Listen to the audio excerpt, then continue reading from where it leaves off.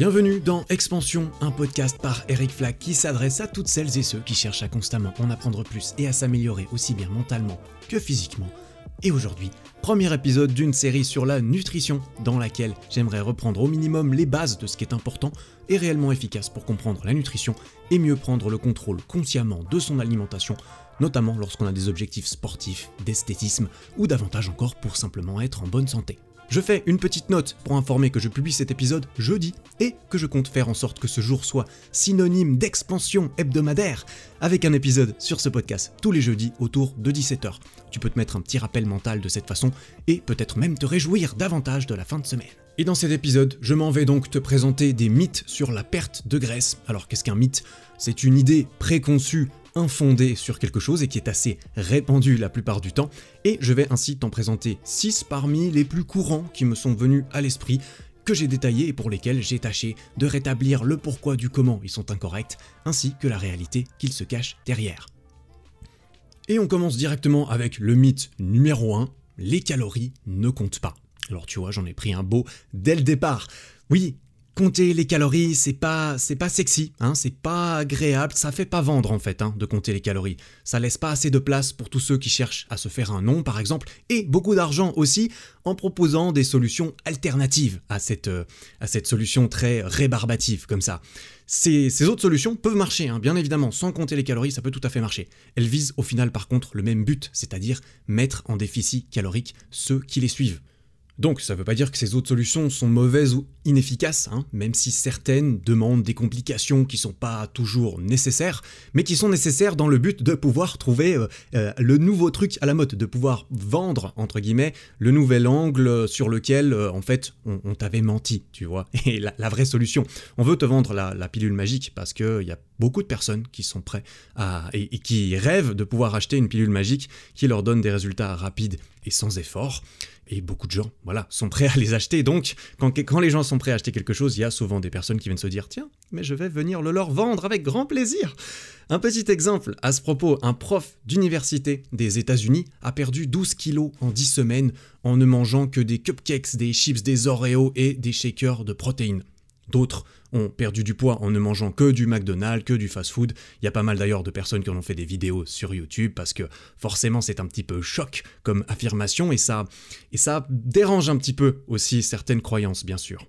Et donc, ces personnes dans ces expériences ont évidemment fait cela pour prouver qu'on pouvait perdre du poids en mangeant, entre guillemets, n'importe quoi. Ça ne rend pas ces expériences recommandables pour autant, bien entendu. Ça démontrait simplement que au-delà de la qualité de la nourriture, c'est surtout la quantité de la nourriture qu'on mange qui va déterminer des variations de poids. C'est-à-dire que pour prendre ou perdre du poids, c'est vraiment combien tu manges qui va t'amener au résultat final. La qualité de ce que tu manges est extrêmement importante, évidemment. Ce n'était pas le but de ces expériences, mais évidemment que manger des aliments sains, ça va te permettre de te sentir mieux, mais c'est pas parce que tu manges que des aliments sains que tu vas perdre du poids, ou à l'inverse, que tu manges que des aliments malsains que tu vas de toute façon en prendre. Ce qu'il est important de comprendre en conséquence quand on cherche à contrôler les variations de son poids, c'est l'équilibre entre les calories mangées et les calories dépensées. On verra sûrement dans un prochain épisode comment mieux comprendre et estimer ces montants pour soi, mais ce sont eux qui vont déterminer la direction du poids sur la balance. 3 scénarios sont donc possibles dans cette équation. Si on mange plus que ce qu'on dépense comme énergie, comme calories, eh bien on va devoir faire quelque chose de cette énergie supplémentaire, on va devoir le stocker quelque part. La plupart du temps, ce sera sous forme de graisse quelque part dans le corps. Et ça, évidemment, c'est si on le fait à répétition, à la longue, au sein d'une même journée, si on mange un petit peu plus, un petit peu moins, c'est assez négligeable. Mais c'est si on fait ça jour après jour, semaine après semaine, qu'on peut se retrouver au bout de quelques années avec beaucoup plus de poids ou beaucoup moins. Parce que si on mange de façon consistante moins que ce qu'on dépense, eh bien l'excédent d'énergie dont le corps a besoin, le déficit d'énergie dont le corps a besoin et qu'il ne peut pas récupérer via la nourriture, il doit aller le chercher ailleurs et il doit aller le chercher dans les réserves qu'il a à l'intérieur de lui-même. La plupart du temps, ça sera dans la graisse ou encore dans le muscle et ça, c'est pas très intéressant. Finalement, bien sûr, si on mange plus ou moins à hauteur de ce qu'on dépense tous les jours, eh bien notre poids devrait rester stable Au final, tout ça, c'est un petit peu comme un compte en banque, hein. Sur le compte en banque, on gagne de l'argent, l'argent arrive, et si on gagne plus d'argent que ce qu'on dépense, eh bien, le montant sur le compte en banque, il augmente, et inversement, si on n'arrête pas de dépenser plus que ce qu'on gagne, eh bien, on part dans le rouge, et puis on a différents problèmes. Sauf que là, c'est un petit peu l'effet inverse, hein. Sur le compte en banque, on préfère avoir des surplus et en avoir trop que l'inverse.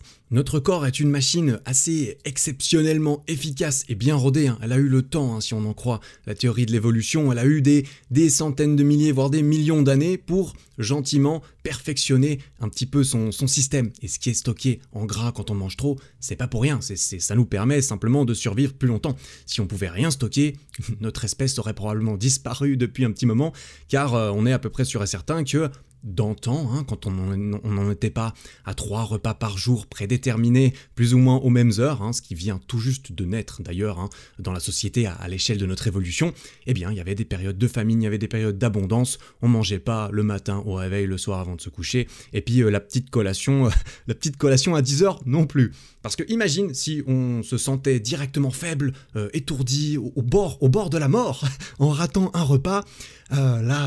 Oui, ce serait extrêmement compliqué si on devait absolument se nourrir exactement de ce qu'on a besoin. C'est bien pour ça que le corps s'est dit, tiens, je vais faire des petites réserves comme ça, je peux mettre dedans, je peux récupérer dedans.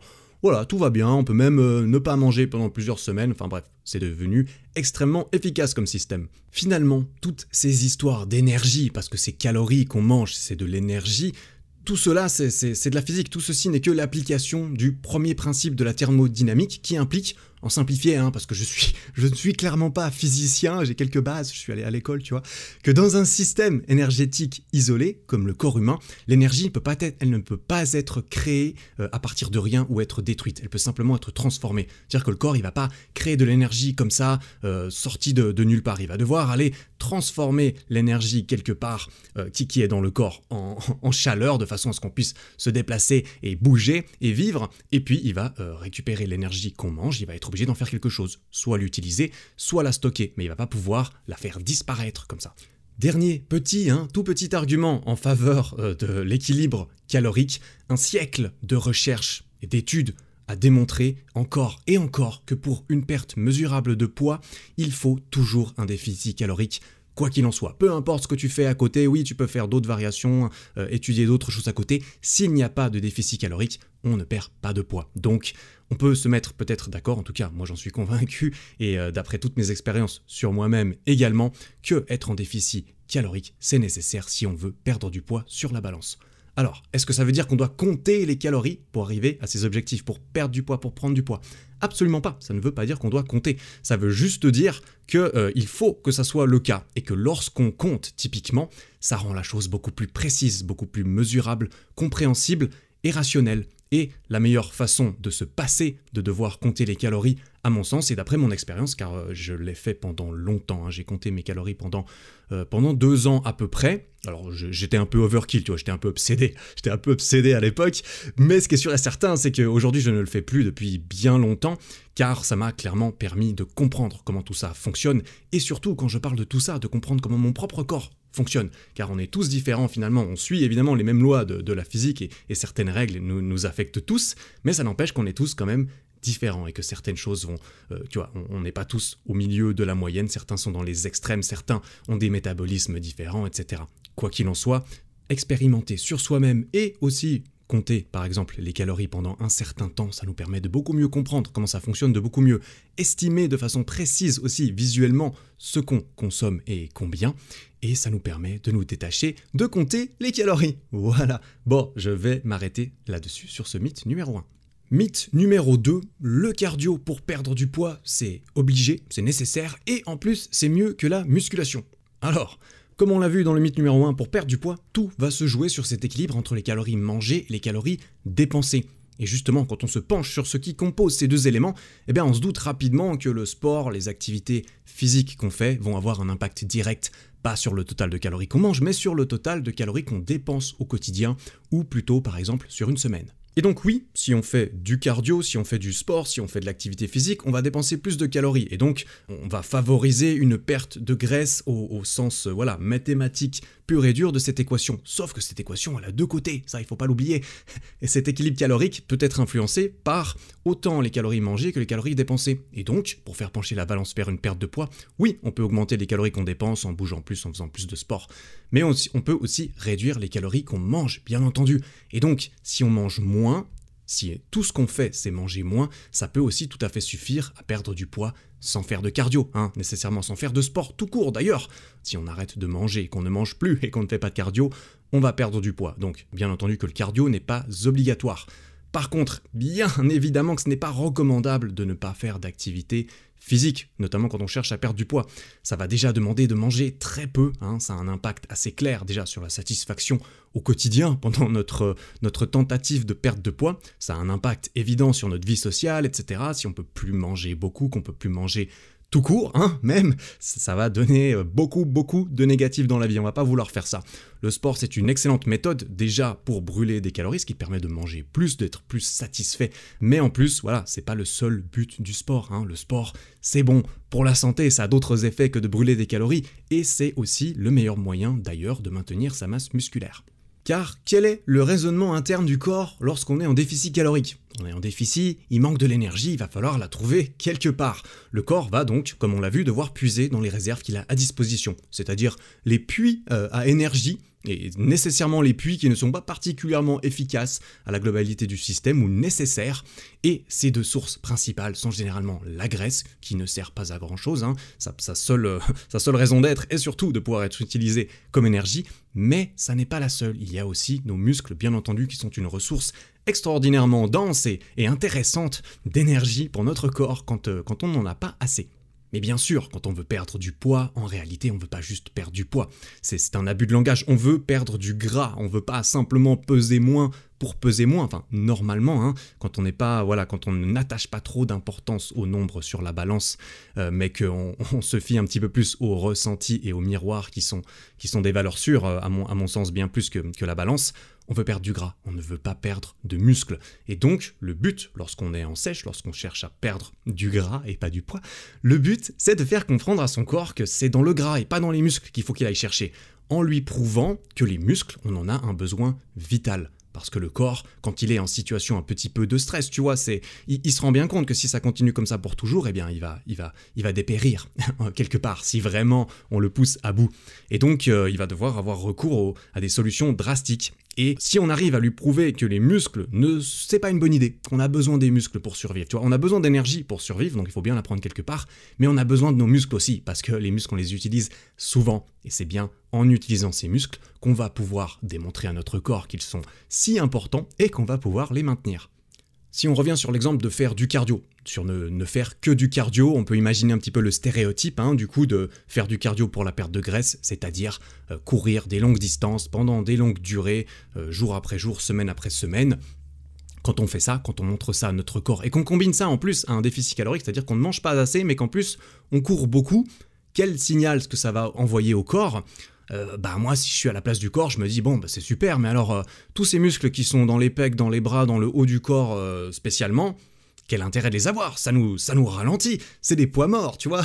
Courir avec des gros bras, c'est contre-productif, donc le corps va se dire mais c'est génial, j'ai besoin de plein d'énergie, il y a toute une source d'énergie magnifique dans le haut de ce corps bien musclé, comme ça je vais aller piocher dedans, comme ça je pourrais courir encore plus vite, encore plus longtemps, et avec encore moins de nourriture.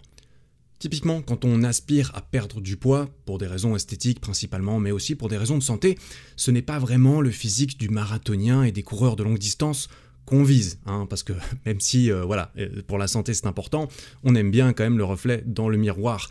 Et ainsi, combiner du cardio en excès et un gros déficit calorique, c'est quand même un bon moyen de tout perdre, finalement, de perdre la graisse, le muscle, parce que évidemment que le corps il va chercher généralement dans ces deux sources en même temps, dans des proportions qui sont différentes et du coup sur lesquelles on peut influer. Mais ce résultat de combiner le cardio à outrance et ce déficit calorique n'est jamais vraiment satisfaisant au bout du compte. En plus, on va pas se mentir, c'est assez simple de remanger ce qu'on a brûlé sur le tapis de course. Par exemple, 30 minutes de course à un rythme soutenu pour quelqu'un qui pèse environ 70 kg, ça brûlera autour de 400 calories. Alors 400 calories, moi je pense, sincèrement, faudrait que j'essaye, je suis pas sûr. Mais je pense que 400 calories, je peux les mettre dans ma bouche en même temps. Par exemple, si je remplis ma bouche de gâteaux, d'amandes, de noix, de choses comme ça, je pense que je peux toutes les mettre d'un coup dans ma bouche et que je peux les manger en à peu près 30 secondes, si vraiment j'essaye, parce que ça doit représenter à peu près 75 grammes d'amandes, de graines ou quelque chose comme ça, qui est pourtant une nourriture clean, tu vois. Mais tu peux courir 30 minutes et tout récupérer ce que tu as brûlé en 1 minute à peine en mangeant quelque chose. Alors bien entendu, ça ne veut pas dire que faire du cardio est une mauvaise chose, bien au contraire, et je viendrai rapidement sur les points positifs juste après, mais je vais terminer un petit peu de lui régler son compte quelque part, parce qu'il y a quand même une idée préconçue qui est un petit peu dommage à ce niveau-là. Je vais rebondir un petit peu sur une étude que j'ai trouvée qui a justement observé 2 groupes de 20 hommes et femmes. Le groupe 1, il a fait 1 heure de cardio 4 fois par semaine, et le groupe 2, il a soulevé des poids 3 fois par semaine. Le même groupe a suivi le même régime, c'est-à-dire que les gens, ils ont tous mangé la même chose pendant 12 semaines, c'est juste leur activité physique qui était différente. Donc ils suivaient tous le même déficit calorique. Et à la fin des 3 mois, ils ont tous perdu la même quantité de graisse. C'est-à-dire que ceux qui ont fait du cardio et ceux qui ont poussé des poids, ils ont perdu la même quantité de graisse. La grosse différence entre les deux, c'est que le groupe du cardio, il a aussi perdu environ 4 kilos de masse musculaire, alors que le groupe qui a poussé des poids n'en a pas perdu du tout. Si jamais tu veux un petit peu plus de détails, je te mets la référence vers cette étude ainsi que tout le reste qui concerne cet épisode dans sa description, que tu peux retrouver sur ericflag.com/4, comme le numéro 4 de cet épisode. Bon, le cardio reste un très bon atout pour perdre de la graisse, parce que ça sert à brûler des calories, premièrement, mais ça sert aussi à activer son cœur, à activer son système respiratoire. C'est très bon pour la santé d'avoir une activité cardiovasculaire régulière. Il n'empêche que c'est à ajouter en second temps, après une activité de renforcement musculaire, qui est à inclure en priorité dans sa routine, notamment pour maximiser le maintien de sa masse musculaire et ainsi les résultats esthétiques et même fonctionnels qu'on pourra en tirer au bout du compte. Alors attention, il y a quand même différents types de renforcement musculaire et de structures d'entraînement. Tous ne sont pas aussi efficaces pour maintenir sa masse musculaire ou pour même la gagner en premier lieu. Mais voilà, là je pars dans une tangente un petit peu trop éloignée. Ça serait plutôt l'occasion d'en discuter dans un prochain épisode sur la prise de muscle par exemple. Il est plutôt temps, je pense, de passer au mythe numéro 3. Faire plus de petits repas est optimal pour brûler plus de calories. Alors ça, j'aime autant dire que je l'ai cru moi-même pendant un bon moment. Aussi parce que voilà, c'était présent dans les premiers livres, les premiers programmes sur lesquels j'ai mis la main à 17 ans, parce qu'à 17 ans, j'ai commencé à devenir complètement fou de musculation et de nutrition, tu vois. Je me suis dit, bon, j'ai pas vraiment confiance en moi, qu'est-ce que je peux faire pour améliorer ça ? Peut-être que de plaire aux filles, ça pourrait aider. Peut-être que si j'avais un corps plus joli à regarder, ça pourrait aider. Et du coup, je me suis dit que c'était sûrement la meilleure solution. Alors voilà, bon, la fin de l'histoire est différente, et les conclusions n'ont pas exactement été celles-ci, mais ça m'a quand même bien aidé. Ça m'a indirectement, en tout cas, ça m'a beaucoup aidé. Quoi qu'il en soit, dans tous ces livres et programmes que je lisais à 17 ans, quand j'ai commencé la musculation, et ça fait presque 13 ans maintenant, eh bien c'était quelque chose qui était écrit souvent en gros et au milieu du plan alimentaire qui était conseillé. Mais alors, quelle est la logique derrière ce mythe ? Alors, la logique, elle est assez claire, elle est assez plausible. Je trouve que sur le papier, ça sonne assez bien et je comprends comment on a pu se tromper quelque part aussi longtemps. Parce que lorsqu'on mange, notre métabolisme s'accélère à cause de la digestion. Quand on mange quelque chose, notre corps il doit commencer à digérer ce qu'on mange. Ça va créer de la chaleur, notre métabolisme va devoir consommer de l'énergie pour processer un petit peu cette nourriture, excuse mon anglicisme. Et si être en train de digérer, eh bien ça coûte de l'énergie, ça fait brûler des calories, alors la logique, on pourrait se dire que digérer, ça me permet de brûler des calories, donc ce que je vais faire, c'est que je vais essayer d'être en train de digérer 24 heures sur 24. Ça devrait être super productif, c'est-à-dire que je suis toujours en train de digérer de la nourriture, toujours en train de brûler de la nourriture, et mon métabolisme est toujours activé. Mais en fait, de plus en plus, des études qui ont mis tout cela sous la loupe, parce qu'ils se sont dit, tiens, on va quand même étudier un petit peu la croyance populaire, juste histoire d'être sûr, et en comparant différents régimes alimentaires pendant lesquels les personnes mangeaient la même quantité de nourriture, c'est juste qu'ils la répartissaient dans la journée de façon différente, en comparant des plans alimentaires qui vont de 1 jusqu'à même 17 repas par jour, les résultats ont été assez clairs et assez consistants. Un gros repas demandera beaucoup de digestion. Un gros repas, ça va vraiment activer ton métabolisme, il va devoir digérer pendant longtemps et il brûlera ainsi beaucoup plus de calories qu'un petit repas. Et en fait, il s'avère qu'aucune différence n'a été étudiée en fonction de la fréquence et de la taille des repas, à partir du moment du coup évidemment où la nourriture consommée dans la période globale, par exemple d'une journée, reste la même. L'explication derrière cela, c'est que l'énergie qui est utilisée pour la digestion est en fait tout simplement relative à la quantité de calories qui est consommée lors du repas. Et donc, par exemple, si on dit que 10% de ce qu'on mange va être brûlé en termes de calories pour digérer cette même nourriture, eh bien, peu importe au final comment on répartit nos 2000 calories sur une journée, si on les mange 2000 d'un coup, ça fera 200 calories qui partiront en digestion, et si on fait 10 repas de 200 calories, ça fera 20 calories de digestion à chaque fois, qui équivalent également à 200 calories à la fin de la journée. Une note intéressante et importante à préciser à ce niveau-là, c'est que là où la répartition des repas peut avoir une différence notable, c'est avec la satiété globale ressentie. Et là, les résultats, on doit dire qu'ils varient pas mal selon les études, parmi les gens en général d'ailleurs. Par exemple, certains se sentiront bien pleins, bien satisfaits toute la journée s'ils mangent toutes les 3 heures des petits repas, et d'autres, comme moi, qui ont testé cela pendant longtemps. J'ai mangé 6 repas, je prenais mon sandwich à l'université pour le manger à 10 heures, mon sandwich au beurre de cacahuète, je me souviens très bien.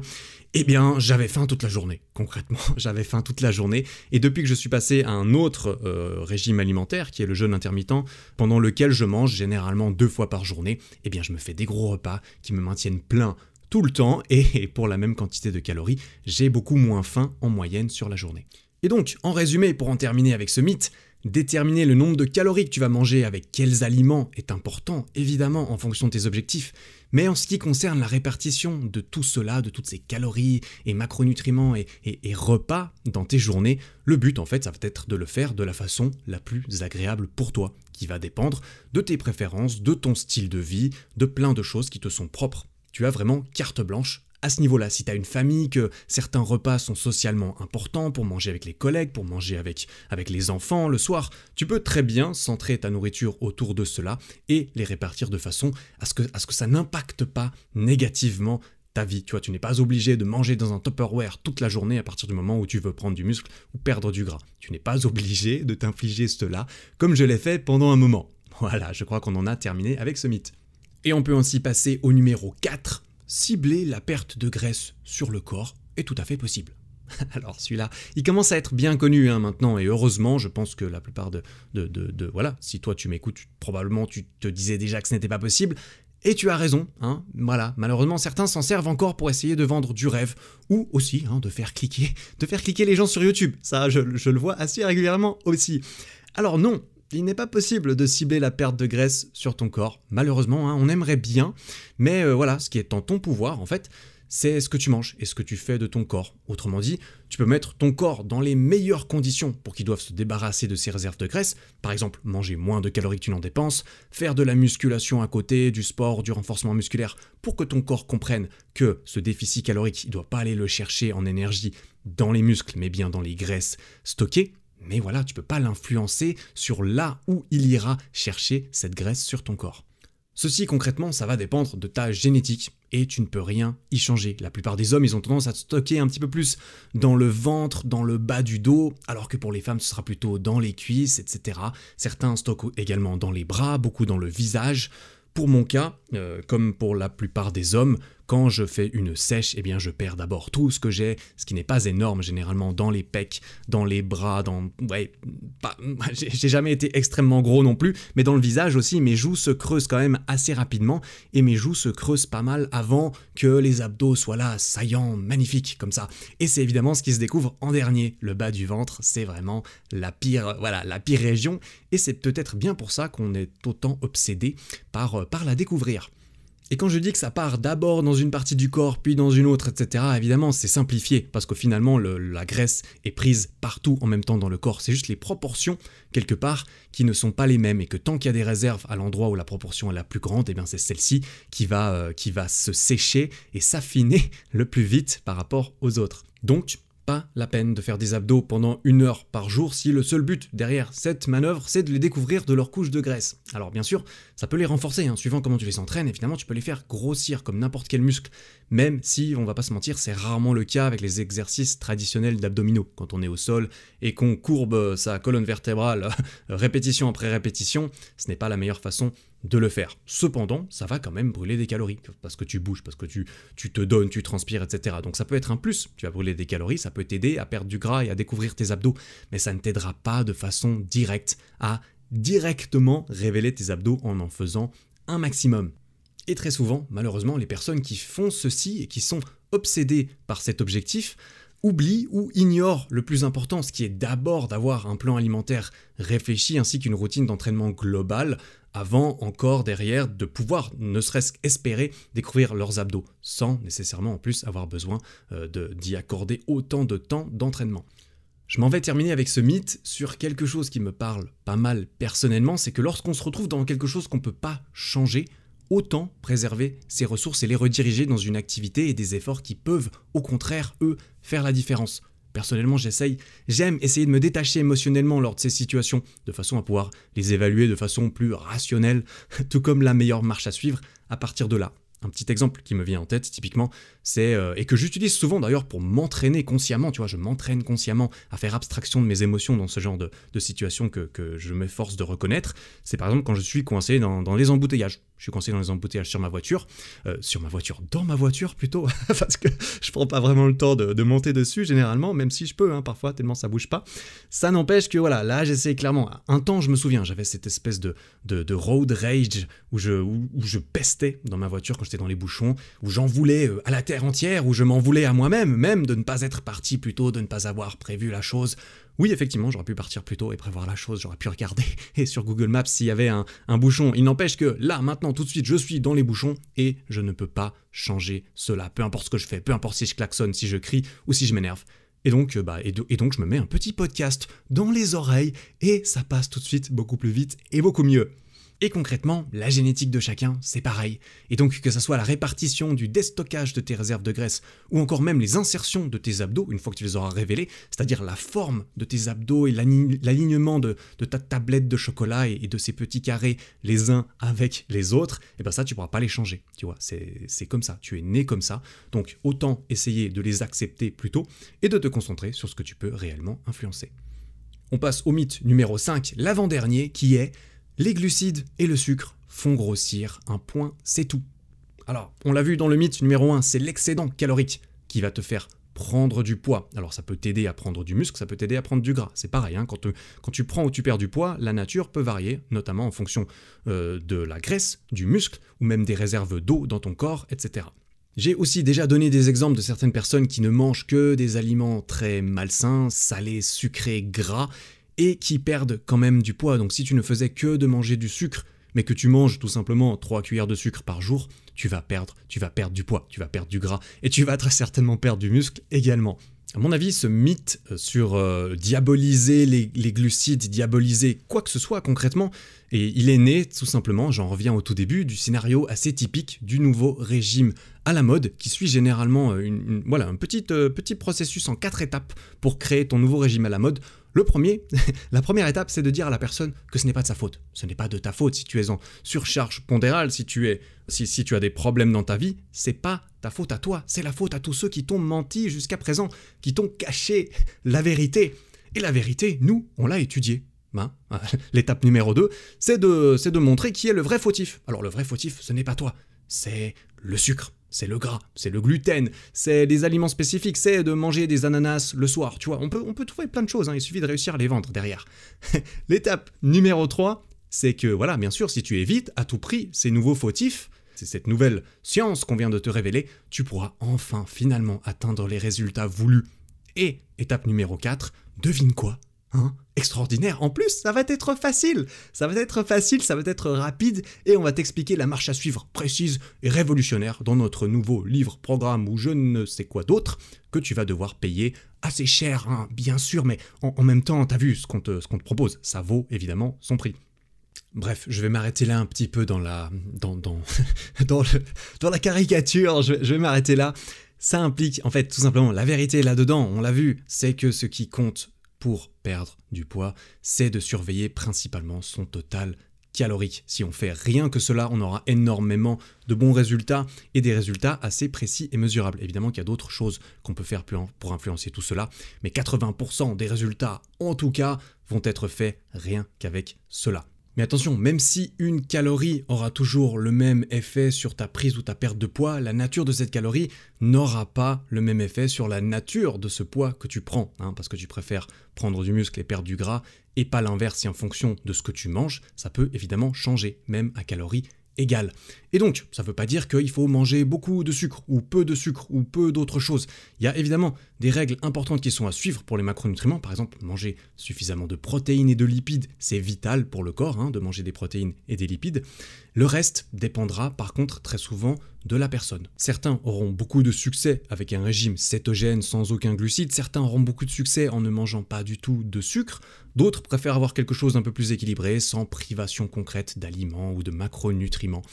Finalement, on en revient à la même chose, à chacun de tester sur soi ce qui lui va le mieux, ce qui lui permet d'atteindre ses objectifs de la façon la plus soutenable et agréable possible, car on est tous différents finalement. C'est bien pour ça que ce que je préfère recommander concrètement, c'est de se renseigner un petit peu sur certaines lois, certaines règles qui nous touchent et qui nous affectent tous et toutes et qu'on ferait mieux de prendre en compte, mais derrière, le mieux c'est de tester. Tester qu'est-ce qui nous va pour nous. On en arrive ainsi au dernier mythe de cet épisode qui est que certaines personnes n'ont juste pas la génétique pour perdre du poids. Ils ne peuvent pas perdre du poids. Certaines personnes sont juste condamnées.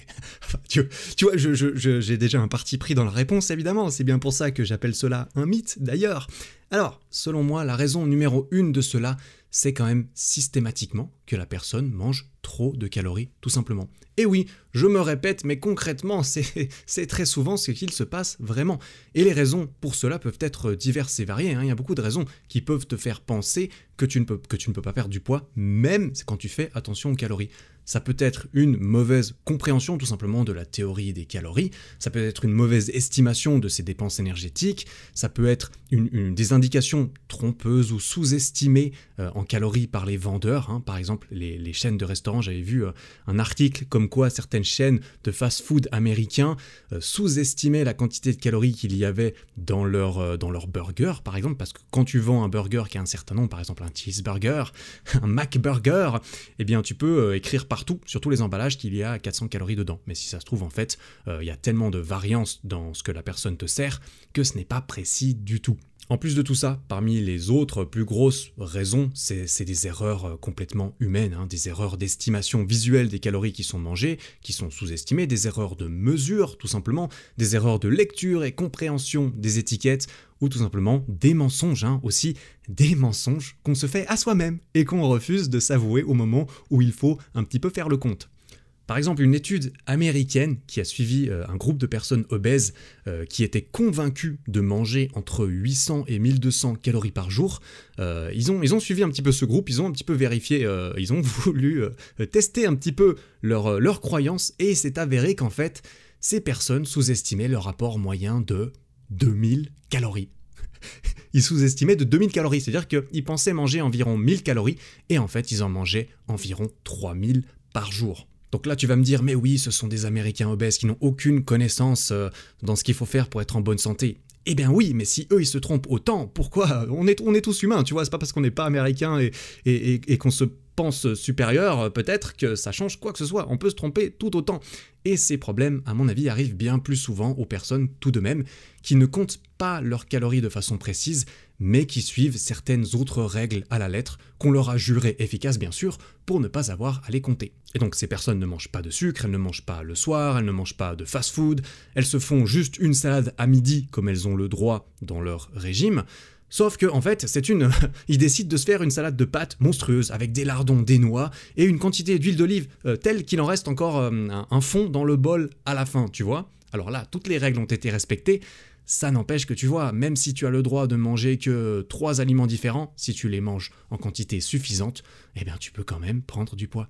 D'ailleurs, avant de conclure avec ce mythe, je vais raconter une dernière petite anecdote personnelle à propos du mensonge envers soi-même. Parce que ça, à mon avis, c'est quelque chose qu'on a tendance à sous-estimer et sur lequel on a peur, on n'a pas envie de mettre le doigt. Alors je vais me dénoncer à l'instant même car j'en ai été coupable pendant un certain temps et j'ai un exemple bien poignant qui me vient en tête. C'est qu'à l'époque où je comptais beaucoup mes calories, je me permettais souvent je me faisais un bol de fromage blanc l'après-midi avec des céréales et puis des fruits rouges, des choses comme ça. Et je me souviens très bien, je posais mon bol sur la balance, j'ai une petite balance de cuisine, tu vois, précise au gramme près bien sûr, parce que moi j'étais assez névrosé à ce niveau-là, tu vois. Bon, ça m'a appris beaucoup de choses. Et je versais mes céréales dedans. J'ai versé mes céréales, c'était des céréales assez sucrées parce que c'était un petit peu ma récompense de la journée, tu vois. Et je me mettais 50 grammes de céréales dans mon bol. Et en fait, ce que je faisais ensuite, c'est que je prenais le paquet, je me le mettais à l'entrée de ma bouche et je levais le paquet de façon à ce que un maximum de céréales puisse tomber dans ma bouche. Tu vois, et ensuite, je me souviens très bien que sur mon calculateur Excel de calories et macronutriments, c'est d'ailleurs celui que je distribue à tous ceux qui le veulent, tu peux le trouver sur ericflag.com, eh bien, j'écrivais 55 grammes de céréales. Alors que je savais très bien au fond de moi que j'arrivais à mettre plus que 5 grammes de céréales dans ma bouche, tu vois. Mais j'étais là en mode, ouais, alors c'est le petit bonus, tu vois, le petit bonus où je prends ça, puis c'est à peu près 5 grammes, et... Enfin bref, tu vois où je veux en venir. Ces petites choses, on le fait tous. On oublie tous un petit peu les petits chocolats qu'on a pris à midi au travail, ou bien le petit cadeau, le petit truc en plus qu'on a mangé qui n'était pas vraiment prévu, mais voilà. Et puis ensuite, on se demande pourquoi ça ne marche pas. Mais c'est que, en fait, additionner toutes ces petites erreurs, toutes ces petites sous-estimations ou surestimations également, eh bien ça peut nous amener assez loin du compte au final. En conclusion, pour celles et ceux qui pensent que perdre ou même prendre du poids n'est simplement, génétiquement pas possible pour eux, que c'est réservé aux autres, eh bien désolé, mais on peut pas non plus utiliser la génétique comme responsable à tout bout de champ de tous nos problèmes pour nous en débarrasser de la conscience. La meilleure solution à mon avis dans ce cas de figure, c'est probablement de repartir à zéro, de refaire ces calculs de calories, macronutriments et d'énergie dépensée, ou alors même de les faire pour la première fois, si c'est quelque chose qui n'a jamais été fait. Je pense que cette solution peut s'avérer assez intéressante, et de créer ensuite, et de suivre évidemment, un plan alimentaire et d'entraînement qui respecte ces calculs et toutes ces informations qui ont été récoltées de ce côté sombre de la force qui est le côté qui promeut plutôt le comptage des calories, le compte des calories. Putain, je ne sais pas parler français, je m'excuse.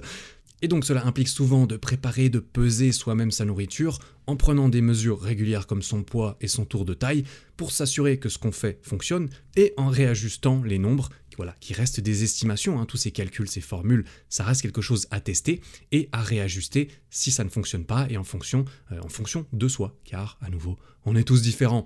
Et ainsi, oui, en effet, ça demande de compter ses calories, c'est pénible de compter ses calories, c'est plus agréable de croire que ça change rien et que ça ne sert à rien de toute façon.